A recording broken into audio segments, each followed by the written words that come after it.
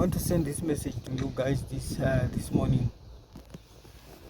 So message andoda kusenda iyi ndoda kutaura pamusoro pekudzikisirana maZimbabweans. Ndichataura mamawedhiwo nechindevele so that mandevele kana aripo angonzwawo zvishoma. But what I want to say, this message is going straight to imimi mashona, ndimi mune kahuni kako. I don't know kuti sei muchidzikisirana.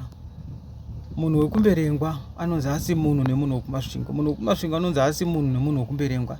Munhu wekuharare anozviti tisu isu maZimbabweans. I don't know kuti munozviti ndimi maoriginal here kana kuti munozviti chii. I know kana ndadaro because of ndatobloka munhu ndichitotaura kudai, ndatobloka munhu anobva kumasvingo, ndatomubloka because of pane mubvunzo wandibvunza ndikabva ndamupindura akanditi vanhu kumberengwa mhane munobhowa upa kutaura. So no, inini handitolareti shit, handitolareti nonsense. Kana ukaona ndinobva kumberengwa usingatotaura neni, just leave it, block my number, wodeleta namba dzangu toparadzana. I don't mind, handina problem because handingaregi kutaura matauriro angu, futi handingavengi nzvimbo yandinobva because of toda kutaura newewe.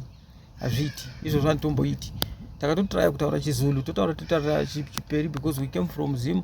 Tichiuya muno muSouth Africa tichitry kuti titaure language yomuno kuti tikwanise kunzwana nawe kana tichicommunicate mudzimba matinogara kupi kwete kuti iwewe kuZimbabwe wakunditi vanhu kumberengwa man. No, I can block you once. Dai ndasina kudzima namba dzacho, ndisina kudzima audio, ndaitoisa pana pamoinzwa, ndatomisira audio ndakamudza no, from today hatingorega because iwe unobva kumasvingo kutauni munyika iri pamusoro iri rich ine zvinhu zvakanaka kudarika isusu vanobva kumberengwa, so we are very poor.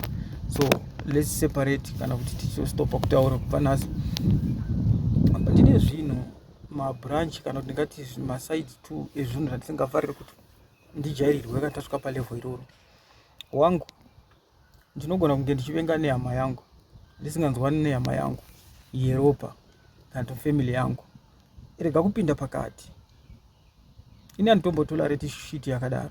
Satombopinda pakati kuti kana ndichivenga nehama yangu kana munin'ina kana mukomana, sekuru, mbuya, tete, maiguru, mainini, mahanzvadzi, muroora, maini kana chichi, iwopinda pakati. Tinoburana zvisingaiti. Kana mwana wangu chaiche kana mudzimai wangu tinoburana zvisingaiti zvokupedzisira.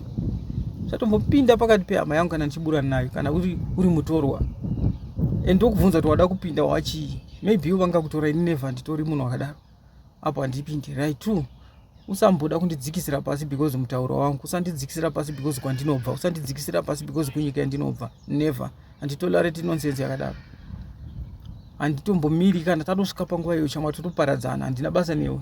Nometa uri rich zvakadiwa, wakanaka zvakadiwa, wakaita se no. Handidi kuti nditorerwe pasi nenzira yakadaro. Indanhasi kumandevele, maybe kuna Bulawayo kana Gwanda, usvika utorere pasi mundevele anobva Gwanda pamberi pemundevele anobva Bulawayo, uone kuti unoitwa sei.